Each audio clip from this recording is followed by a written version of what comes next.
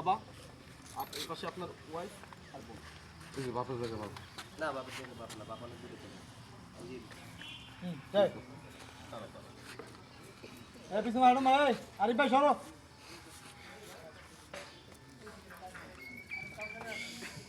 ওটা ফ্রেম ভাইয়া। রোলিং। মা সে কখন থেকে কান্না করছে, এভাবে কান্না করলে আমি কিভাবে যাবো বলো তো?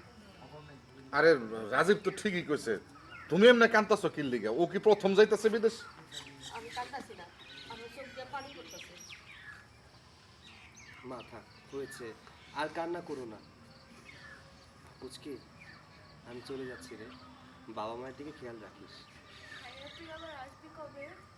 চলে আসবো, কিছুদিন পরে চলে আসবো। বাবা রাজীব, এয়ারপোর্টে গিয়া আমারে ফোন দিয়া জানাইস।